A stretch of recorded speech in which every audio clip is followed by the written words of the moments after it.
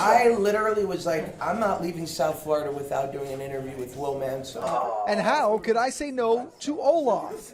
But Josh Gad is so much more. Over 30 films by the age of 40. Yet it's Miami sports that he wanted to discuss with me on his brief stop back home.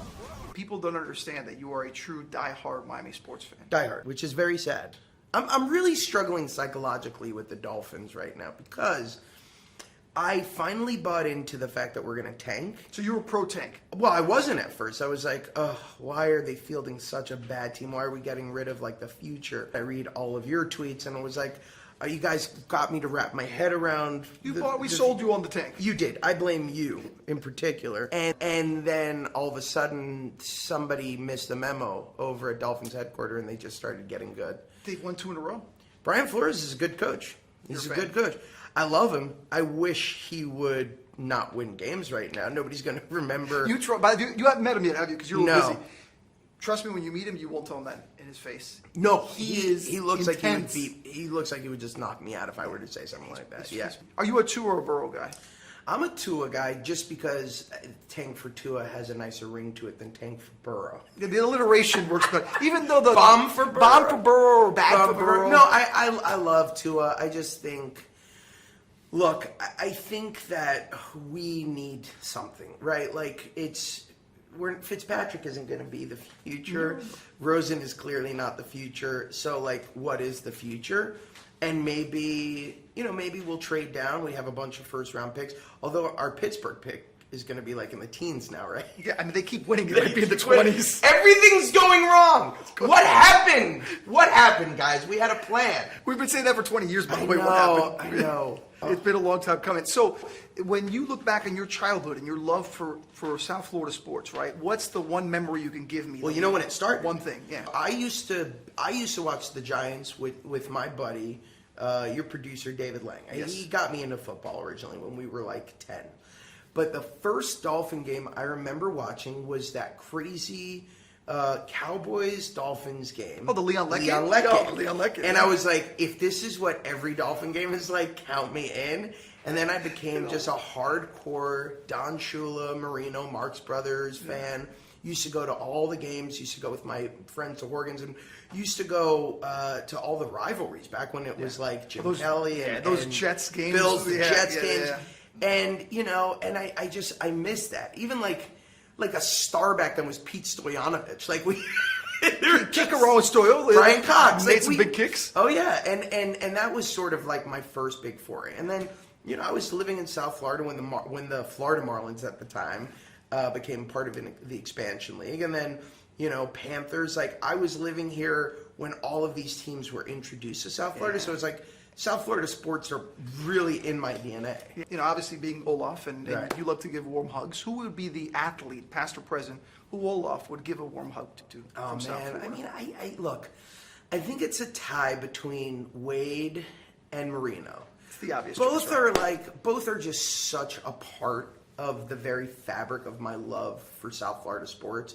Both represent loyalty to their teams in a way that is really unusual in this day and age, and both represent the peak of success in my lifetime, and it's kind of been downhill ever since. Now, let it go is a theme always of Frozen, so we'll go with the let it go theme. What is the one moment in sports of your life that you wish you could just let it go? It would probably be 1982 through 2019 Miami Dolphins. I would let it go if I could. That would be. Don't we wish we could? Yes. The loss to the Dallas Mavericks still stings, right? That still hurts, yeah. That one still hurts because it really should have been 3 championships. LeBron leaving hurts. Like that one. Took a while. It still hurts, actually. Yeah. In my mind. We're look, I think we have an incredible team right now. I think they are fielding an unbelievable team. For the first time in forever, we're going to stick with the Frozen Right. theme. Do you want to build a franchise? I like that. Wait, that Come was on, my let's next get question. QBs. That was my next question. I'm going down the theme. First time in forever, Dolphins win the Super Bowl. Josh Gad does what? Josh Gad buys too much Super Bowl paraphernalia that he then brings back home, tries to force onto his kids who say, I don't want to wear Dolphins Super Bowl championship jerseys data, and then Josh sells those shirts on eBay. Have you told your kids they have to be South Florida fans as they get older? When they were 2, they were singing, "Miami's got the Dolphins." I mean, Greatest like football team. right from the beginning, they knew the Miami Dolphins fight song. Let's go to your question. Do you want to build a franchise? Do you want to build a roster? You're Derek Jeter. Right. You tell Derek Jeter what? What do you tell Derek Jeter about building this franchise? Well, I would say stop getting rid of all of our players. That's a good start. For starters. I would say, build on something, right? Yeah. Like this sort of fickle idea that when some of these players are starting to get good, we just get rid of them for other assets. It's just, you can only do that so many times. Yeah. So I would say start there. I think that South Florida fans like myself, especially baseball fans, have been burned so many times, first by, God rest his soul, Huizinga, then by Loria, that we just need consistency. I remember the first time I met you through David. You were at a Heat game and you were just starting to kind of rise. I think you had just gotten spelling bee. Right. I think you long just got time, spelling. It's yeah. been a long time. And I thought to myself, man, it's more likely that this guy's going to be the next Dolphins quarterback than a Hollywood superstar. Thanks for betting on me. As unlikely. Really appreciate that. Not for any other reason other than who the heck becomes a Hollywood superstar growing up, in Hollywood and being a Miami fan, and then all of a sudden you're that guy. How the heck does that happen? It's crazy. It happens because of a lot of hard work. It happens because of a lot of great luck. It happens because I was surrounded by great people who helped me achieve my dreams, and it was the right place at the right time. Joking aside, and you're damn talented, so we're all proud of you, South Florida. I love you. Come to the parades. I love you, Sofla.